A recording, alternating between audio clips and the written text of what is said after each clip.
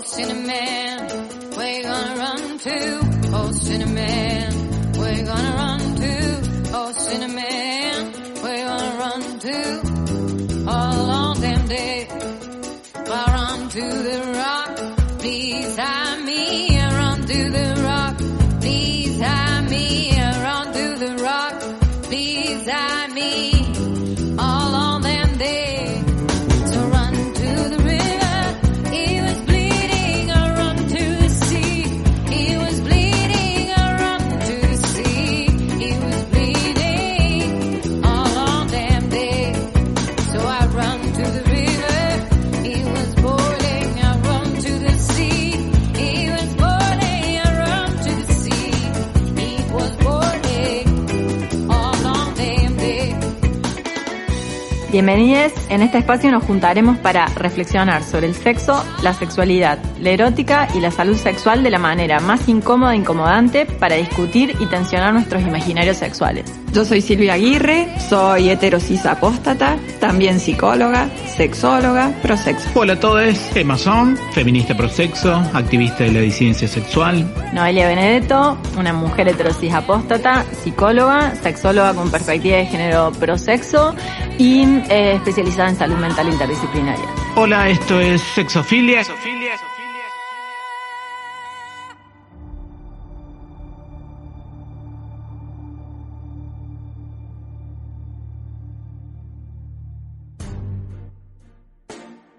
En nuestro primer programa queremos simplemente presentarles qué es lo que queremos decir cuando decimos sexofilia, qué es lo que nos movería o qué es lo que nos mueve a simplemente pensarnos en un lugar sexualizado, en un lugar para hablar sobre sexo, en un lugar para pensar el sexo y en un lugar donde podríamos aventurarnos, si se me permite la palabra, a tener otro acercamiento con respecto al sexo que no sea lo estandarizado, la manera estandarizada de pensarlo, sentirlo y transitarlo. Sexofilia es una palabra que hemos acuñado recientemente dentro de este grupo. O sea que no la inventamos recientemente, ¿sí? Es una palabra como muy querida, es una palabra como acariciada, es una forma de amar el sexo, es una manera de vincularse con él, es una manera de hacerle el amor al sexo, es quererlo, es la forma en que queremos aproximarnos a este tema, amando el sexo. Bien, a mí me parece que pensar en esto, ¿no? La unión de la palabra sexo y filia que tiene que ver con la afinidad, creo que las tres compartimos cierta identidad y pertinencia a esta afinidad en relación a las temáticas y todas las cuestiones que atañen al sexo y a la sexualidad. Entonces me pareció como muy interesante pensar que nuestro programa tenía que tener esa definición, ¿no? Que nos podía llegar a alojar más allá de un interés por el sexo propiamente dicho, sino por todo lo que tiene que ver a cuestionarnos, a repensar y a reflexionar acerca de esto que representa al menos puedo hablar por mí, una de nuestras pasiones, unas pasiones alegres en la vida. Igual es raro decirle sexofilia, pensar en esta idea de que una se dedica todo el tiempo solo a pensar en sexo, porque más tradicionalmente la gente nos dice, no está bien que uno piense todo el día en sexo. Me representa. La vida es mucho más que eso, que pensar en el sexo, pero bueno, lo que vamos a hacer en este programa, lo que nos reúne hoy, sí, es precisamente pensar en el sexo, pero no solo pensarlo en esa cuestión desagregada de lo corporal, sino pensar en cómo ese lugar nos habita, si es que no también nos produce de alguna manera, y la importancia que eso genera.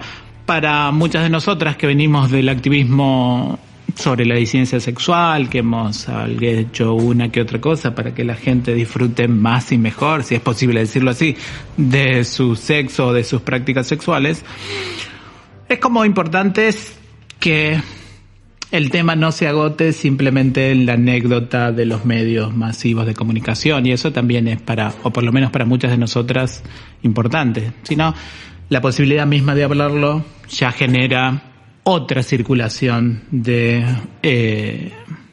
lo que decimos cuando decimos sexo. Pensarlo y cuestionarlo también entre nosotras y volver a preguntarnos, ¿no? Más allá de que nos conozcamos, de que tengamos como espacios en común, volver a pensar también acá, inclusive sobre nuestra propia sexualidad, no solo pensando en la de las otras personas o pensando en la posibilidad de mayor placer o pensando si el mundo es mejor con más sexo o con más placer, sino volviendo a pensar también lo propio, que me parece que es como un desafío interesante, ¿no? Igual yo no voy a hablar de mi vida privada acá. ¿No? Ni un poquito. No nos lo vamos a permitir. Claro. Queremos este acuerdo. Claro. No hablen de sus cosas, chiquitos. No sé si queremos saber tanto. Claro. ¿Y yo qué quería? No me alcanza el espacio del análisis. No, porque claro, para quedar registrado. Después uno tiene que cumplir expectativas. Sí, si dice, mira, hacía tal o cual cosa. Esto queda para la posteridad, así que ojo con lo que vayan a decir. plantear. Sí. Pero sí creo que es interesante empezar a pensar justamente cómo nos interpela esto y que nada, absolutamente nada, está dado y está finiquitado. Entonces, cómo a medida que vamos transitando en estos espacios que tienen que ver con... Bueno, no tan solo con divulgar, sino también con aprender, por otros momentos enseñar, en otros espacios a lo mejor también que tienen que ver con lo clínico. Esto a medida que va cambiando, como también va mutando la forma de ver las cosas y de apropiarnos de ciertas cuestiones alrededor del erotismo y la sexualidad, y pensarlo como una posición en la vida más que como un aspecto segmentado de lo íntimo y lo privado. ¿Y por qué? Digo, sí, puedo preguntar. Sí, a mí me pueden preguntar todo, yo puedo contar todo, perfecto. Puedo dar hasta los más íntimos detalles. Da su consentimiento explícito. Claro, quiere que le pregunten. ¿Por qué una tiene esta filiación por el sexo? Yo pienso, alguna vez creo que alguien me preguntó, bueno, Emma, hermoso lo que haces, qué sé yo, pero ¿por qué insistís con el contenido sexual? Digo, una hace pospornografía o hizo teatro y también tenía un contenido sexual, digo, hace narrativas, habita esos lugares, se dedicó a estudiar la pornografía, digo, como una dice, bueno, pero Emma, hermoso, ojo. Sí. Pero, ¿por qué la insistencia en pensar eso? Y las veces que me lo han preguntado, a mí siempre me queda como la espina de que una no termina de responder la pregunta. Como una dice, bueno, porque es un interés, porque Foucault nos enseñó que la sexualidad articula políticamente la organización social, porque es donde se articula la norma muchas veces, o donde se ven las disparidades jerárquicas en términos de distribuciones genéricas. Una podría dar un montón de esas que una da esas respuestas, por cierto, digo. Pero por otro lado también a mí me queda la sensación de que nunca una termina de responder porque el sexo, digamos, se puso en... Porque una tiene ese amor, le voy a poner así. Digo, para que nos entendamos todas, porque una tiene ese amor por el sexo y pareciera que logra lo que no lograrían otras marcas normativas, vincular con otras, parecer que ese vínculo se puede desarmar en el sentido en que pareciera que, bueno, no todo tiene que ser dicho, no todo tiene que ser articulado en términos normativos, pareciera que hay un lugarcito donde te conectás de otra manera, donde el cuerpo adquiere una centralidad que pareciera que en las otras prácticas eso está un poco obturado, digo, solo concentrarse en lo corporal, digo, eso también a mí me llama la atención, digo, si es que tenemos que hablar de cosas íntimas, de cómo uno piensa como una piensa esta afiliación al sexo, que también parece entrar a un sindicato, digamos, sexual o algo así. Sí, yo pensaba, ¿saben cómo se llamó el primer libro que leí sobre sexualidad? No, porque creo que no se lo dije a nadie todavía. Se llamaba ¿Quién me contestará? Me lo dio mi madre cuando le pregunté sobre sexo y me dijo, lee esto. Sigue estando sin responder para mí y creo que va a estar siempre sin responder y creo que voy a seguir buscando y espero que sea siempre. O sea, creo que no tiene respuesta, creo que el placer está en la búsqueda, ¿no?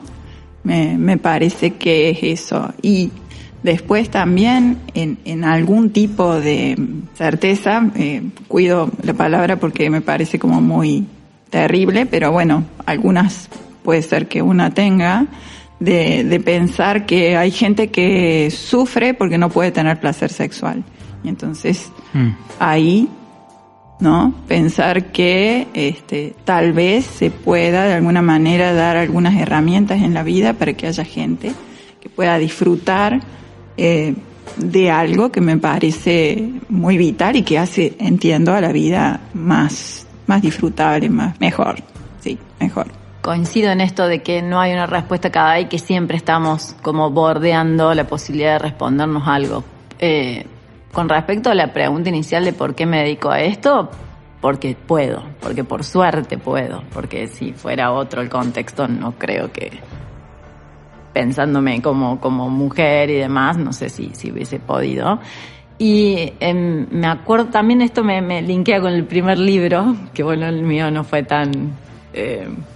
fue el Kama Sutra. Agarré cuando era muy pequeña, bastante, y un día dije que iba a hacer esto, y entonces el primer libro que me compré en un hipermercado fue este. ¿Por qué lo ves en un hipermercado? Bueno, yo creo que los hipermercados lo tienen que tener, digamos, es un producto de la canasta básica familiar.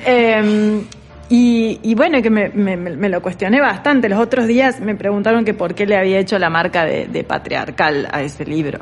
Me parece que no lo podría ver de otra manera. Bueno, hay posturas del feminismo que dicen que también tiene algo de eso. Pero, bueno, creo que tiene que ver con eso. Y también pienso a otras vocaciones, a otras profesiones, a otras militancias, se les hace recurrentemente la pregunta de por qué querés dedicarte o por qué querés darle tanto porcentaje de tu vida a esto. No sé si otras personas quedan en la encrucijada de tener que argumentar tanto esto, ¿no? Digamos, es una vocación y ya. Y creo que a nosotras como que hay que argumentarlo, esto que vos decís siempre queda como inacabada o no es suficiente, como que siempre tenemos que sobreargumentar. Por eso creo que a secas es porque puedo.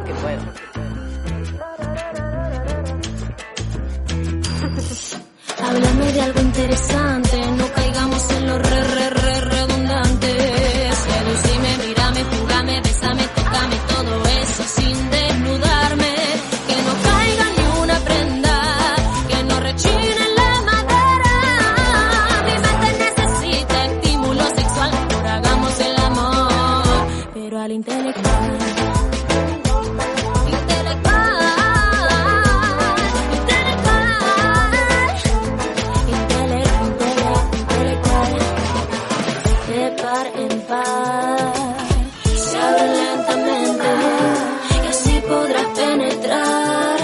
Compuertas de mi mente, despacito y suavecito, pero sin pedir permiso.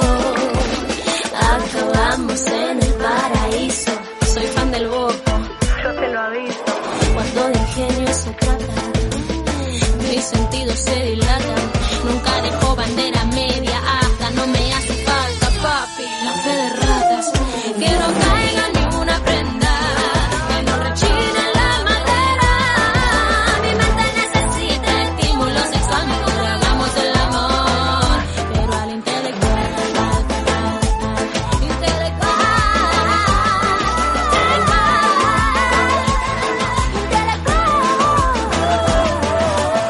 En este espacio nos preguntamos qué decimos cuando decimos prosexo, y nos gustaría empezar con un fragmento de un texto de Val Flores que se llama Decir prosexo, que dice lo siguiente: decir prosexo es una posición política crítica de los activismos sexuales que luchan contra la patologización y medicalización de ciertas prácticas y expresiones sexuales, contra la censura y prohibición de la industria pornográfica por parte del Estado y sectores religiosos y conservadores, incluso feministas, contra los criterios de decoro y pudor en la regulación de la visualidad de imágenes sobre sexo explícito e implícito en las prácticas artísticas, la televisión, la publicidad, el cine, los videojuegos, Internet, contra los disciplinamientos morales y contra la persecución, criminalización y estigmatización de los trabajadores del sexo.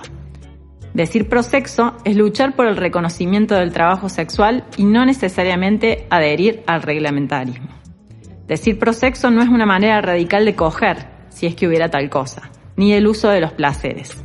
No es decir que sí a cualquier propuesta sexual o andar todo el tiempo caliente o llevar determinada estética corporal. Decir prosexo es incitar a una crítica radical de los placeres, sus habilitaciones, legitimaciones, censuras, prohibiciones, persecuciones.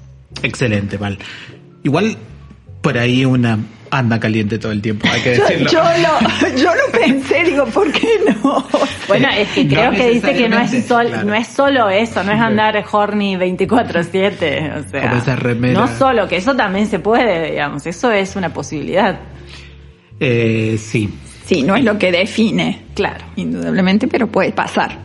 Puede pasar. Muchas veces nos llevó a ese lugar de pensar el sexo en ese lugar político. Digo, estar 24 horas, si es que puede existir así, si una no durmiera ese día. Si una no durmiera 24 horas caliente, llevaba a una a pensar en un lugar político. Digo, eso que marcamos como sexo, porque creo que eso también, digo, no es que se me haya pasado el primer bloque, pero pensándolo, es que es difícil decir que uno indica como sexo y cuándo es sexo. Digo, una no solo podía responder la primera pregunta, sino tampoco podía decir, bueno, sexo es eso.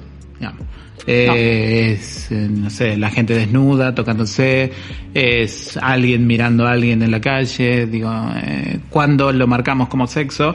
Y que creo que me parece que esa es la lectura que cierta parte de la historia del feminismo, si no todo el feminismo y sobre todo después la teoría queer, pensó en esas marcas políticas donde el sexo define la identidad propia de las personas y lo problemático que eso puede volverse para el placer mismo de esas personas. Uh-huh. Pero ¿qué vamos a decir acá cuando decimos prosexo? ¿De qué vamos a hablar nosotras? Porque lo de Val está muy fantástico, ¿no?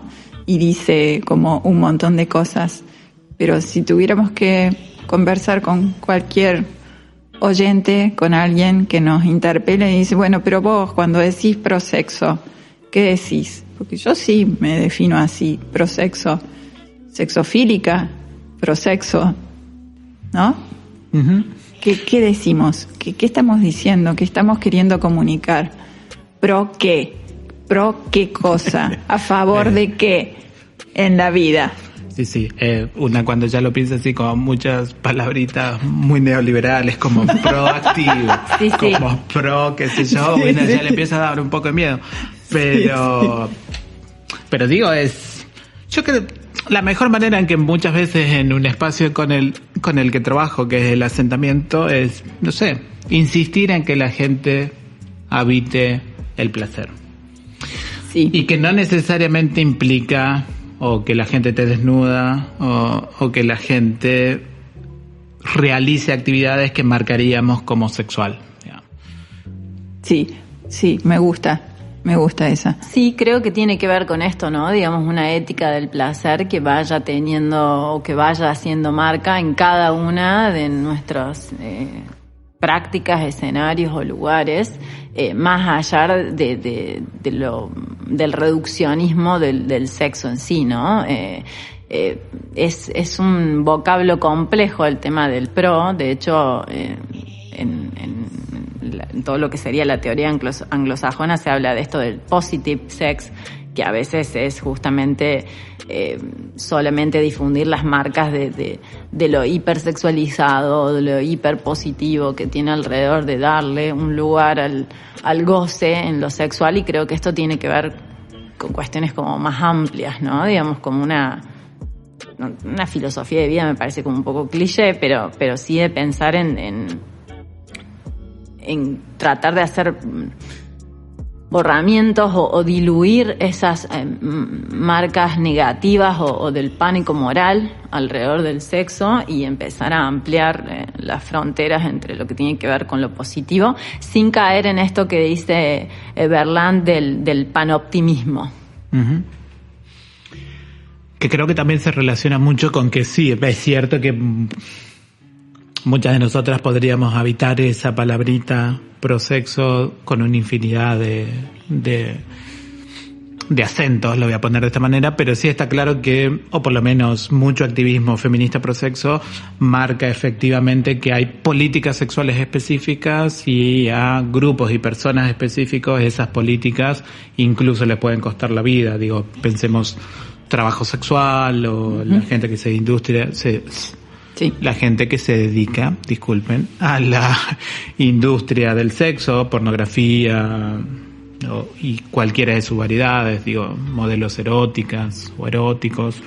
Digo, hay como toda una articulación ahí que generalmente queda completamente obturado sus problemas en términos políticos, ya sea reconocimiento legal, digamos, ya sea jubilación, si se quiere, ya sea los aportes en ese sentido.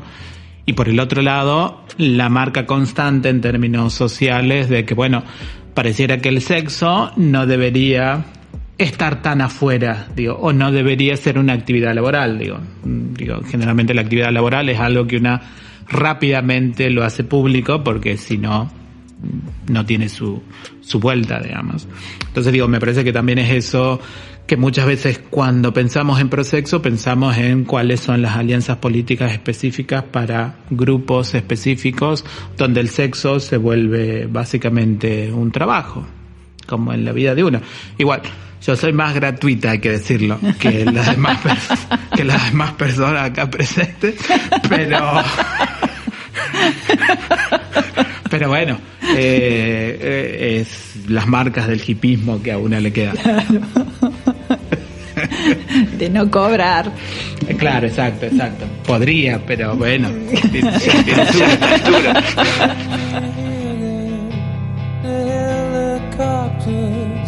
I'm in New York, no need for words now. We sit in silence, you look me in the eye directly. You met me, I think it's Wednesday, the evening, the mess we're in, and the city sunset over me. The city sunset over me. Night and day, I dream of making love to you now, baby. Love making on screen, impossible dream. And I have seen the sunrise over the river, the freeway, reminding of this mess we're in, and the city sunset over me. The city sunset over me.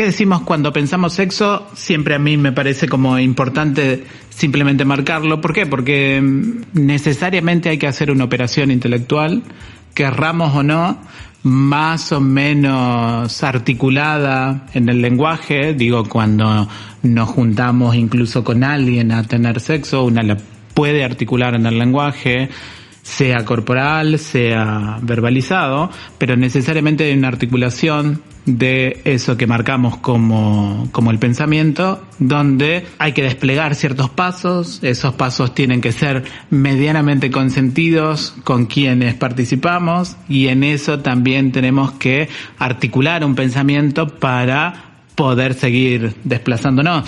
Muchas veces nosotras, como en la disidencia sexual, siempre estamos pensando en sexo en el sentido de, bueno, ¿cuáles serían las posibles marcas para desarticular los pasos preestablecidos o los plazos normales o los plazos convencionales para tener sexo o para habitar el sexo, para marcarnos de ese lugar, digamos? Y muchas veces pareciera que no estamos articulando un pensamiento, sino simplemente, bueno, estamos gestionando algo que se da de suyo. La gente parece que tiene sexo, la gente parece que habita sexualmente el asunto, y muchas veces sabemos que simplemente llegan a ciertos lugares incluso como si el mismo sexo fuera una marca normativa en cómo llevar adelante esa relación para consigo mismo y con las otras personas. No sé cómo lo ven ustedes, yo simplemente... Y hay varias cosas para decir en torno a eso, pero como tengo un librito acá, que lo voy a usar porque me gusta lo que dice esta mujer que se llama Boehninger, Anita Boehninger.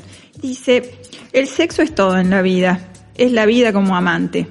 No es un acto, es un reino, es un espacio, es un estado. Creo que eso es lo que una cultura más femenina puede aportar a esta cultura. A mí me da la impresión de cosa un tanto sobredimensionada, ¿no? Como una cosa así como, bueno, ¿qué podemos hacer para abarcar más, para decir más, para, no sé, yo no sé si es tanto o no sé para quién puede ser tanto. En la actividad práctica, en lo cotidiano, en cuestiones laborales, nos vinculamos con gente que tiene como muchas dificultades en torno a vivir la sexualidad de una manera placentera. Y una de las dificultades me parece que tiene que ver con esto de pensar el sexo como una cosa, diría como casi sobrenatural. Ajá. ¿No? Como una cosa como demasiado a lo que en realidad de ninguna manera se podría llegar tampoco, ¿no? Como que hay allí alguna cosa como muy, muy especial. Me parece que un poco de eso tiene esta definición y creo que es uno de los puntos que podemos pensar.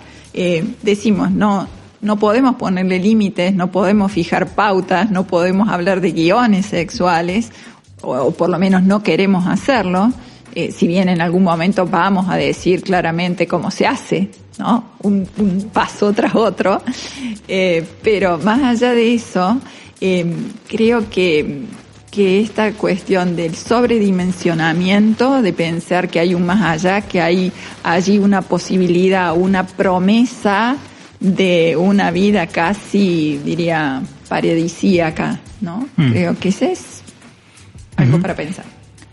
¿Vos lo decís como si fuese esto de la promesa de la felicidad?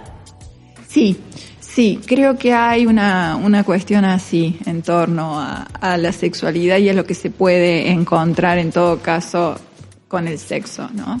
Y si bien una es sexofílica, digo, y se pueden encontrar cosas muy buenas, me parece que esto de pensar en puede haber eternamente algo más que es mucho mejor, que es como absolutamente superador y divinísimo, por usar un término que usan los chicos, me parece que es como una cosa allí, un arma de doble filo, diría. Uh-huh.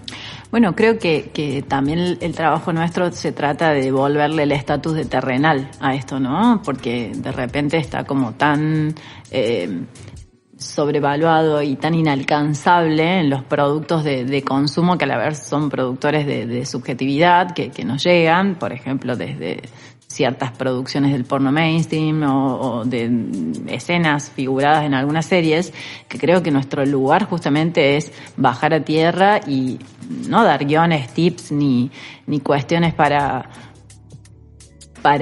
un plus, sino plantear, de decir, bueno, de naturalizar cuestiones cotidianas, de plantear esto, ¿no? De las sexualidades, de la sexualidad y el erotismo, pero un erotismo de la vida cotidiana, ¿no? De algo que tengamos que tener desde cierto poder adquisitivo hasta ciertas marcas estéticas y corporales o de franja etaria para poder llevarlo a cabo.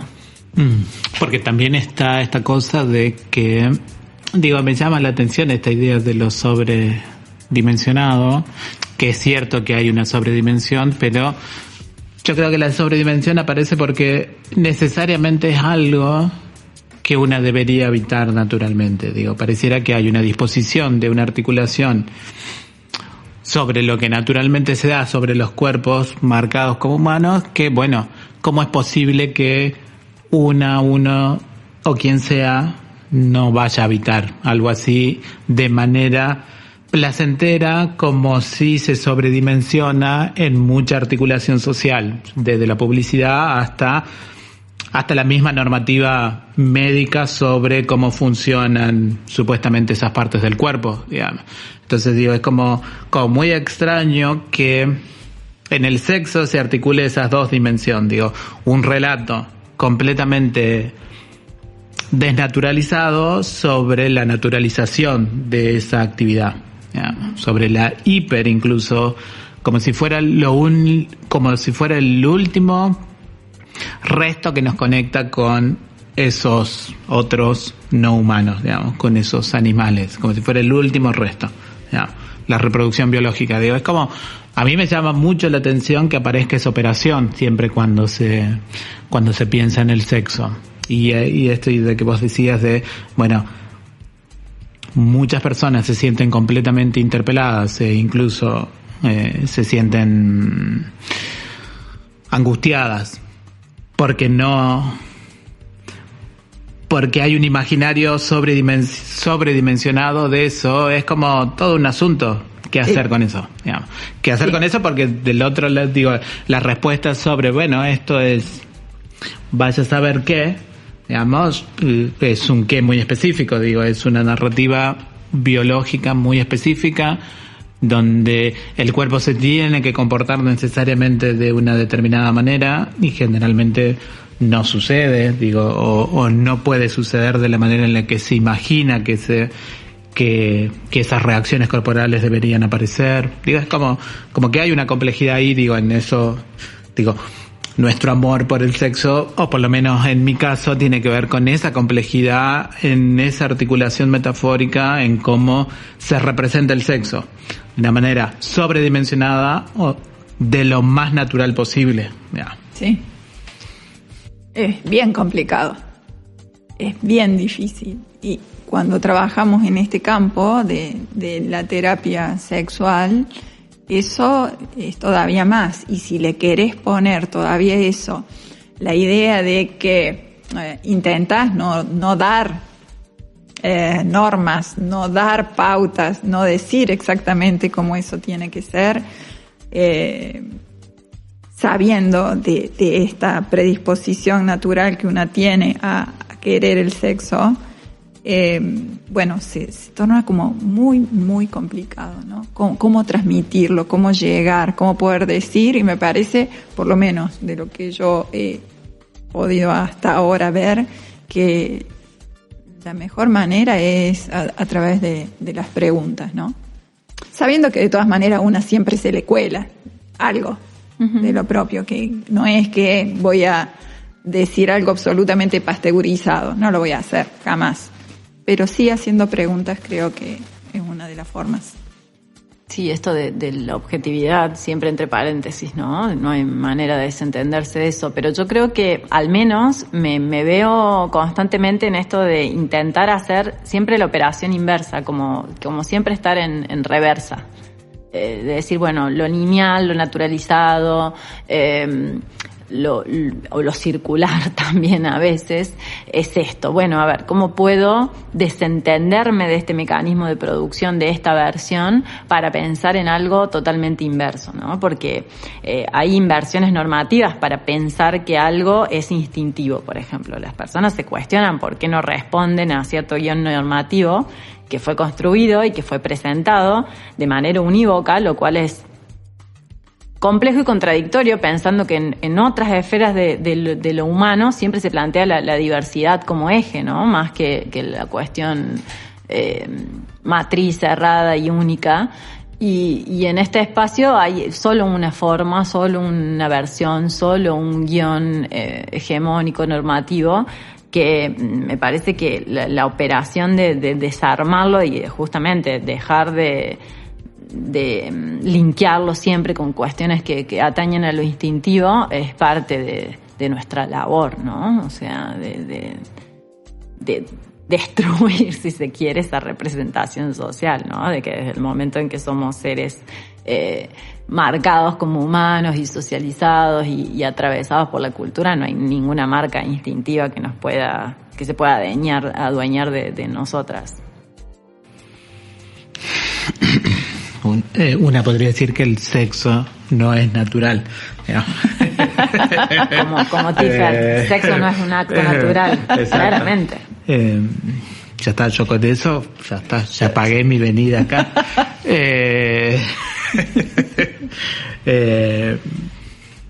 No es natural, no es preestablecido. Nunca, y muchas veces tampoco tiene que ver con lo genital. Digo, y a mí esa marca a mí siempre me llama poderosamente la atención, de que cuando una piensa en el sexo piensa inmediatamente en que de lo que se va a hablar es de ciertas partes del cuerpo funcionando de una manera determinada. Yeah. Y eso es como por lo menos a mí me resulta paradójico por un lado, pero altamente obvio por el otro, digo. ¿De qué más uno hablaría? Cuando generalmente de vuelta uno no quiere como contar sus experiencias sexuales, sí, pero parecieran ser las manos, por ejemplo, sí, lo que más involucra en un vínculo sexual, sí, más que alguna otra parte del cuerpo. Entonces, como digo, me llama la atención que no le prestemos atención cuando pensemos en el sexo, no pensemos en las manos. O cuando indicamos o tratamos de pensar en el sexo, que hay ciertas partes del cuerpo que están cargadas de sentido, y no solo de sentido sexual, sino están cargadas con toda la posibilidad del sexo, digamos. Si pasó eso, hubo sexo, digamos. Entonces, sin hablar de cosas personales, porque ya dijimos que no vamos a hablar de cosas personales. Todo abstracto. Pero, ¿hay forma de tener sexo sin manos? ¿Hay forma? ¿Podemos? Sí, claro. Mis manos eran solo un ejemplo. Manos libres. Claro. Sí, manos, también pensemos en el capacitismo de personas que no cuentan con sus manos, exacto, ¿no? Digamos, el tema es si hay formas de pensar en el sexo sin estar atravesados o atravesadas por lo sensorial, más que por lo genital. O sea, hay formas de tener sexo sin la genitalidad, pero no creo que haya formas de tener sexo sin lo sensorial.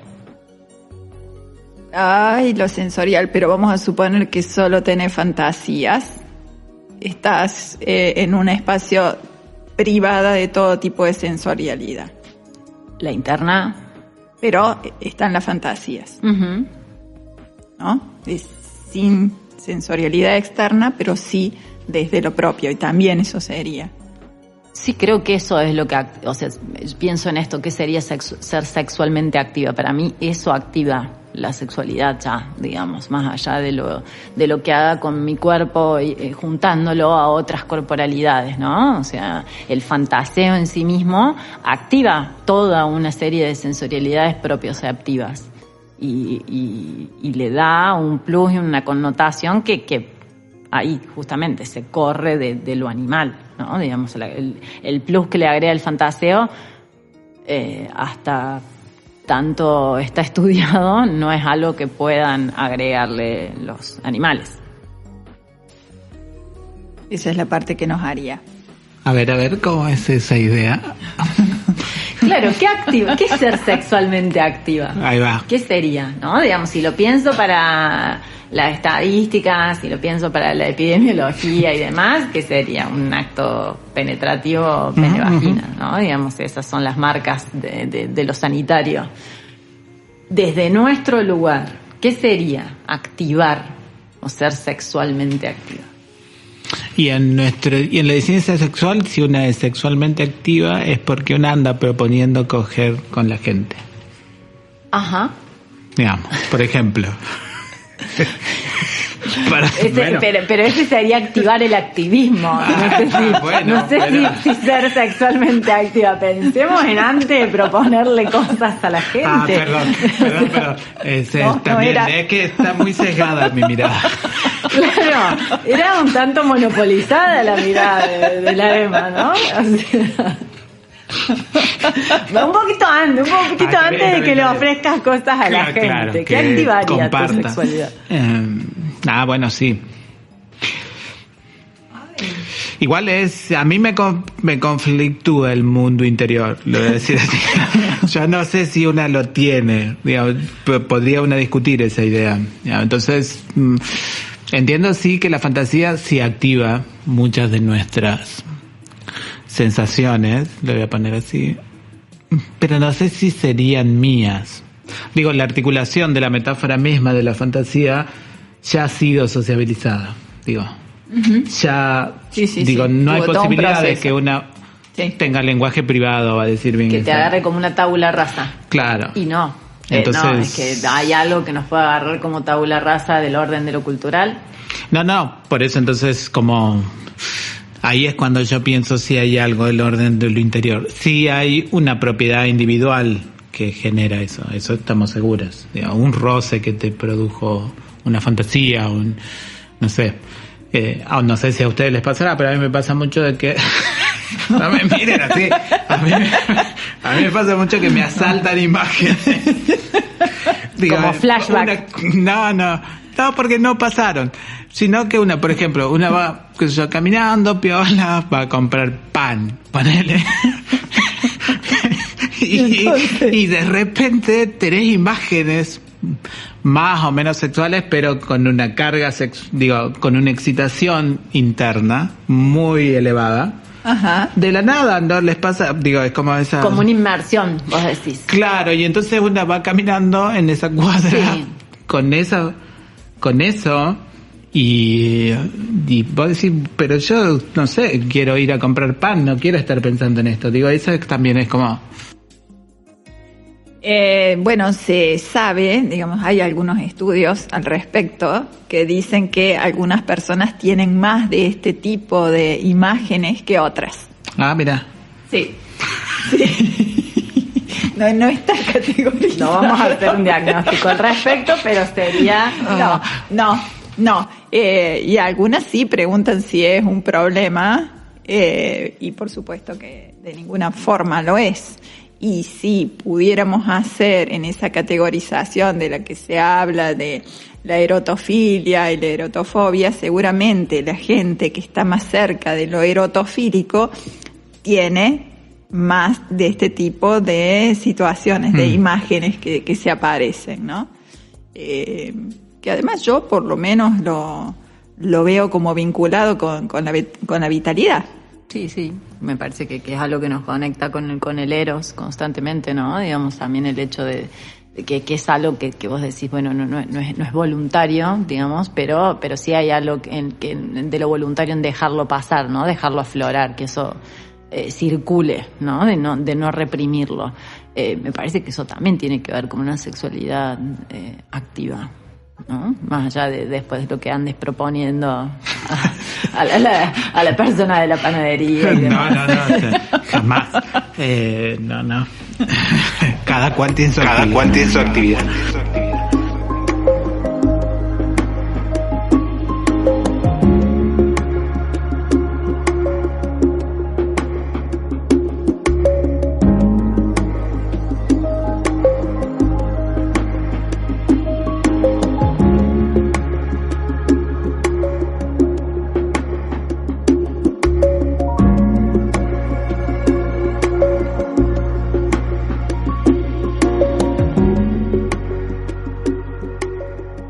decidimos que este programa tenga un espacio a modo de glosario de particularidades eróticas, y por ser el primer espacio, pensamos en hablar de lo que venimos pensando, que tiene que ver con la sapiosexualidad. Aproximadamente un 8% de la población es sapiosexual. ¿Tan poquita? Ahora todo tiene sentido. Bueno, vieron, esto tiene que ver con los capitales que uno se decida explotar, ¿no? La sapiosexualidad está definida como una cuestión de cierta orientación del deseo en relación a sentirse más atraídes hacia personas que hagan un cultivo manifiesto de la intelectualidad. ¿Sí? Es decir, bueno, esto de la erotización a través del pensamiento o de los discursos o de las reflexiones de otras personas, digamos. Es quizás una atracción que se da más en un segundo tiempo, no tan a priori como la de cuestiones o de ciertas marcas estéticas y corporales. Pero bueno, hay muchas personas que consideran que no pueden o que les es más fácil, quizás, vincularse sexoafectivamente con personas que... yo pensaría en esto, digamos, inteligentes o intelectuales, que no creo que sea lo mismo, ¿sí? Y esto tiene que ver con los mapas del amor, decía Mona, y para mí son los mapas eróticos afectivos, ¿no? Bueno, siempre hay amor dando vueltas en el mapa. Pero esto implicaría, por ejemplo, hay una persona dando una conferencia y entonces esto te estimula eróticamente. Sale de dar la conferencia y ya no te interesa más. Y no, capaz que eso hace que justamente esa persona empiece a tener una posición en tu mapa erótico. Si no da la conferencia, no. Y si no lo escuchaste o no la escuchaste producir, digamos, y esto de poder exponer sus reflexiones, quizás no. De ese porcentaje que vos diste, ¿habría alguna cuestión genérica que se puede desagregar? No está planteado como cuestiones genéricas. Solamente la marca fue de una franja etaria adulta. Disculpe, profe. Una preguntita. Pero por ejemplo, lo que a mí siempre me queda resonando cuando se piensa en sapiosexual es si es hacia una dirección o es bidireccional. Por ejemplo, digo, es yo flasheo con la erudición y eso es sapiosexual, o es simplemente la persona que se erotiza con quien tiene marcas intelectuales o marcas de desarrollo intelectuales muy específicas. ¿Me explico? O si es las dos cosas a la vez, digo, si yo...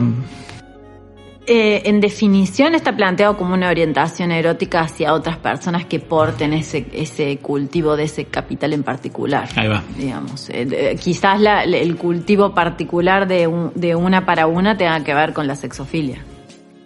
Claro, es como una sapio-masturbación, digamos. Claro. Sí, creo que sí, que podría ser. A mí claro, 8% igual es muy poca gente. Sí. A mí me pareció mucho. A mí me pareció mucho. A mí me parece sesgada. Bueno, ¿quién accede a erotizar? Digo, ¿quién accede a...? Pensaba en esto. El 0.3% de la población mundial es, por ejemplo, entre el 0.3 y el 1% son personas, por ejemplo, con identidades trans. Entre el 3%, 1 y 3% de la población son intersexuales. El 8% pensar en sapiosexuales, y de ese 8% también habría que pensar las orientaciones más hegemónicas, digamos. Estoy pensando en porcentajes de las diversidades en sí, ¿no? Digamos, más allá que esto tenga que ver con una orientación y la otra cuestión tenga que ver con identidades o cuestiones genéticas. Para mí puede estar un tanto sesgado ese porcentaje. ¿Sesgado para más o para menos? Un poco más arriba quizás, porque, a ver, y también en esto, ¿no? Digamos, para que alguien sea sapiosexual al 100%, creo que eso tendría que estar analizado en función de que se bloqueen las posibilidades de revisar otros impactos al momento de la atracción. Como una checklist, digamos. La vista no tendría que jugar. Claro. Para poder hacer un... O, por ejemplo, viste a la persona, no te resultó atractiva en lo más mínimo, pero empieza a hablar y ahí sí. Se enciende todo. Se enciende todo, efectivamente. Por eso es que es en un segundo tiempo, se plantea. Y bueno, también, pero habría que pensar en esto, digamos, en un segundo tiempo con el cual la sanción a priori de cierta imagen ya está jugando. Entonces hay posibilidad de desarmar ese porcentaje y de que sea neutro, no necesariamente, salvo que tengamos vedados todos los otros sentidos de acceso a cómo conocemos las otras personas. Igual, desde la experiencia mala o buena, en nuestro querido público juzgará que una ha sido formada en filosofía, por ejemplo, que puede ser un lugar donde mucha gente sapiosexual puede llegar a habitar. Sí. Digo, es como un capital sexual que corre todo el tiempo, digamos, la posibilidad de desplegar tu conocimiento, lo voy a decir así, pero no cualquier conocimiento, sino tenés que desplegarlo con una performance en particular, digo, hacer acentos específicos en ciertos momentos, y también de decisiones eróticas con respecto a qué marcos teóricos te gustan más y qué marcos teóricos te gustan menos. Como es como un filtro. Claro, es como, digo, una que lamentablemente fue formada en ese mundo. Es como, digo, la gente decide con quién coger por el marco ontológico que tienen las personas. En función de las brechas, vos decís. Exacto. Bueno, pero no necesariamente de todas las personas, creo. Y ahí está la diferencia, me parece, entre intelectualidad y inteligencia. Ahí va. ¿No? O sea, una cosa es tener como cierta afinidad por personas, esto de no sos vos, es tu marco teórico. Y después está la cuestión de la inteligencia en sí, ¿no? Digamos, por ejemplo, una persona que se siente atraída por el humor de los otros, creo que también entra dentro de la sapiosexualidad. El humor es una expresión de la inteligencia. Ah, bien. No necesariamente es erudición, sino es inteligencia. O puede ser las dos cosas. Ahí ya lo está ampliando.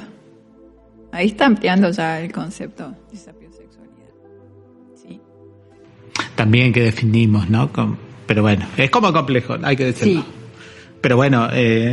8% de la población. Gente. Yo estoy pensando que es poca gente. Por eso, es poca gente como para que pensar en hacer todo un cortejo, por las dudas haya entre los 100 que están al frente, 8 que puedan es un montón responder. Si lo pones así, ojo. Bueno, pero ahí hay que ver también, digamos, si ese pavoneo, ese despliegue de pavo real tiene que ver con el hecho de concretar el cortejo. A veces es dejar como un halo de misterio. Que, sí, o de cierta alimentación de nuestra cuota narcisista. Que eso genere un impacto, que eso erotice en el pensamiento de otras personas y con eso basta. Ya te ¿no? Digamos, el circuito pulsional está logrado. Claro. Ahí poniéndote como alguien que va a seducir entre su auditorio a sapiosexuales. Por las dudas, tiro esta carnada. Ahí va, es como salir a pescar, decimos. Fuerte. Lo que a mí me llama la atención es el parecido que existe entre la modelo erótica y esta persona que se pondría en ese lugar, digamos. Sí, es maravilloso. Claro que sí. Es maravilloso. Sí. Claro que sí. Ahí, digamos, la diferencia únicamente estriba en los capitales de Bourdieu, ¿no? Digamos, los capitales que está explotando. Exacto. ¿No? O sea,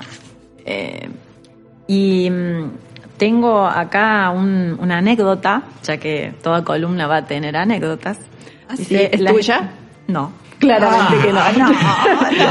No No van a dijimos terminar. que íbamos a traer anécdotas Es de una propias. amiga. No, Sí. claro.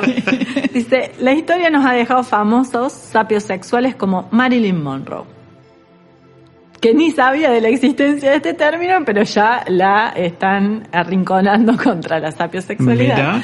Que dice que en una ocasión reconoció que Albert Einstein era el hombre más seductor que le habían presentado nunca y no dudó en proponerle: deberíamos tener un hijo juntos para que tuviera mi físico y su inteligencia. Bueno, aplausos. Bebo. Para él. Firma, Bebo. Aplausos. Bueno, todo se tiene que terminar. Digo, es parte sustancial del sexo que se termine. Si no se terminaría, no funcionaría. Por lo menos en mi corta experiencia ha sido así. Así que nos estaremos escuchando en otro encuentro. Mi nombre es Semazón. Por si quieren, no me busquen en Instagram o en alguna otra red. Yo soy Silvia Aguirre y me pueden encontrar en Instagram como lic.silviaaguirre. Yo soy Noelia Benedetto y me pueden encontrar en Instagram como @lic.noeliabenedetto con B larga y 2T.